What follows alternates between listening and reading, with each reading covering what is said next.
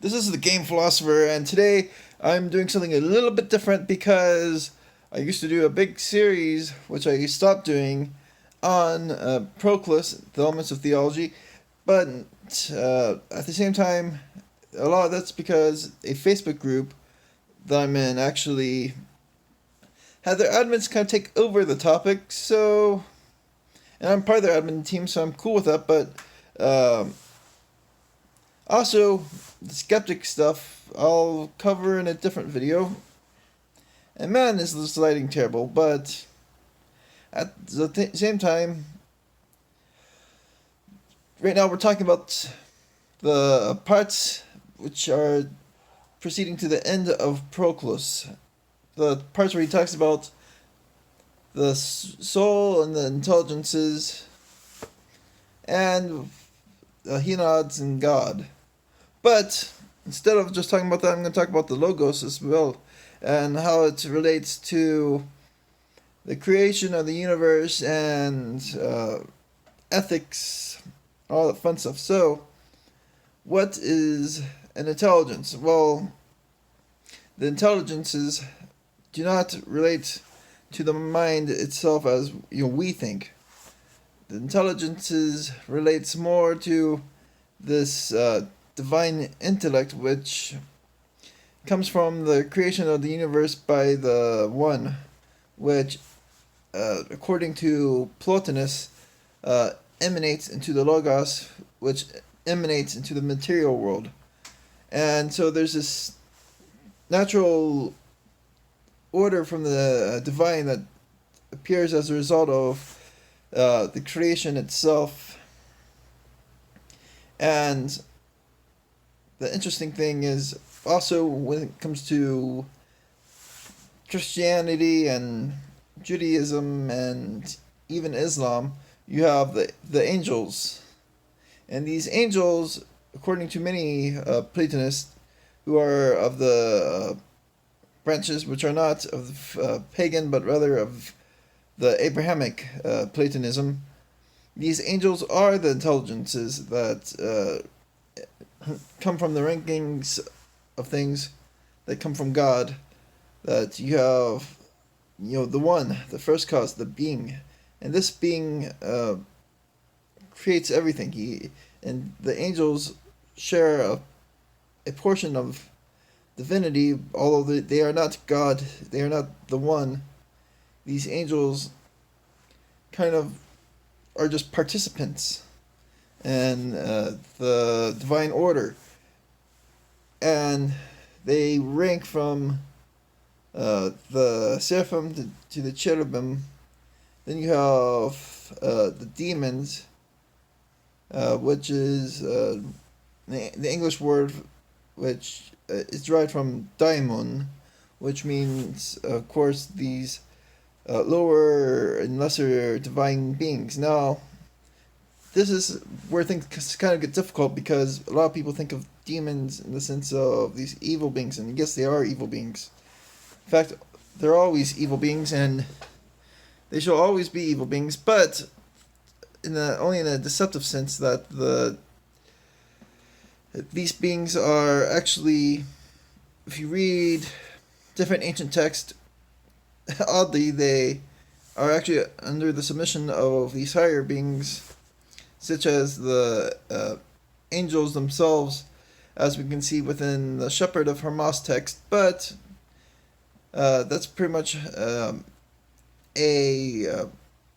will have to say, Abrahamic overview of the rankings of the intelligences. So you have from God to the seraphim, the cherubim, the demons. And the demons often wrestle with people, and some will call them evil, some will just call them doing what they're supposed to do. I'm not going to make a comment on that, but you also have, in the sense of the creation, when we say that God is the first cause, we say God is the One, that God emanates. What does this really mean in that?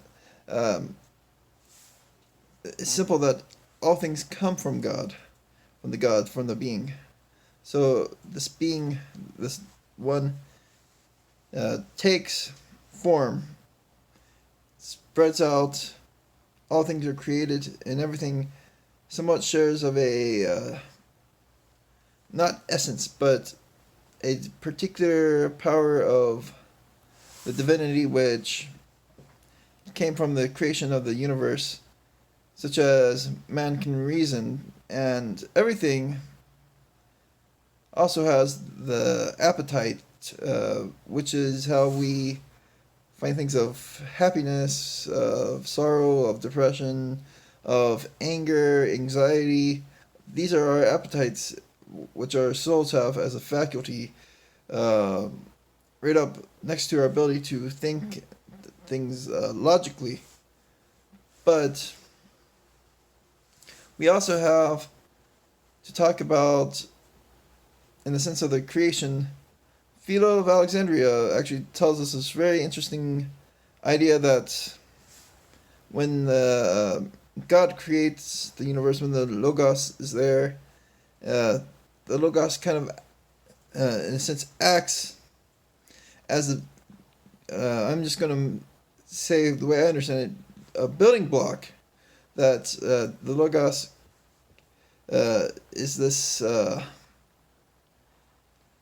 The best way to describe it as not just a building block, but planning. This being that plans, and this planning being this intelligence, this high-ranking intelligence that is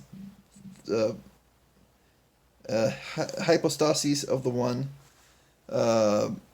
creates, like from within itself, creates, or from within himself, creates this whole entire universe, and so what happens is that everything is established, everything is created, not randomly, but rather in a very systematic and beautiful way. That everything has its own genre, that everything has its own species, and everything has its way. Everything is all very reasonable, even if we don't think they're reasonable when we look at things through the appetite. In fact, when we look at the God, what makes the God divine is not just the great power of the divine.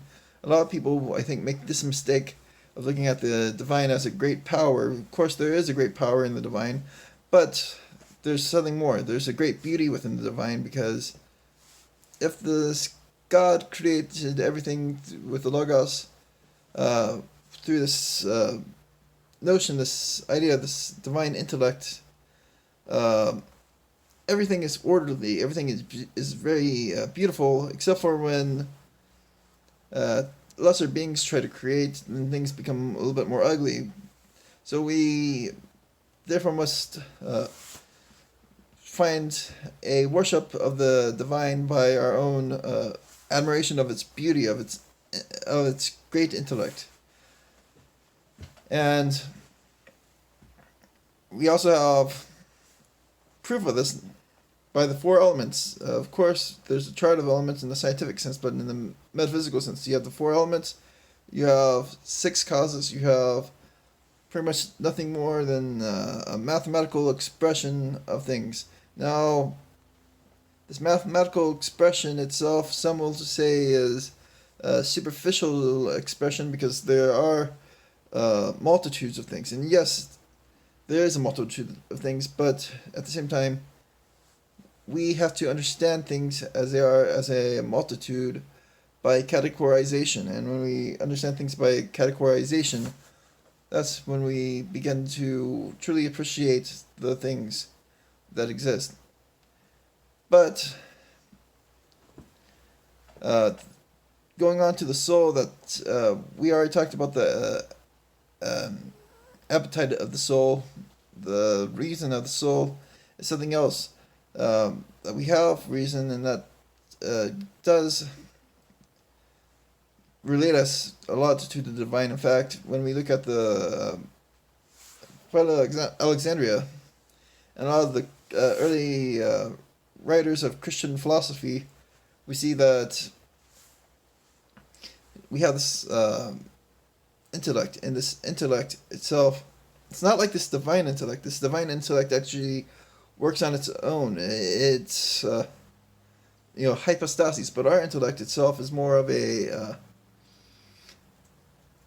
thing that we own, and since we are lesser, our intellect is very much similar to a computer's intellect. It's very limited to the capacities of the mind itself, and so it has no autonomy ultimately, because it relies on experience. It relies on these lesser ways. So we look at this intellect, and then we look at the divine, we look at the appetites, and then we must consider for ourselves of the multitudes, the heavenly bodies in the earthly realm. If we think about these things with our puny minds, it should be enough that we should only look towards doing things that are beautiful and reject things that are ugly. And so when we look at Proclus in the Elements of Theology, the Dionysius in the Mystic Names, Al-Farabi in the Political Regime, or Plato and Timaeus, or the Republic, or Boetius in the Constellations of Philosophy, we should only look at the theology of things in the metaphysics as a way which is practical, that it helps us to become better people, and that we should be inspired only to do things because they are beautiful, that they have some quality of justice or love or mercy, that it goes beyond this barbaric pettiness that is in this material world that comes from the inventions of mankind instead of the divine. Thanks for watching.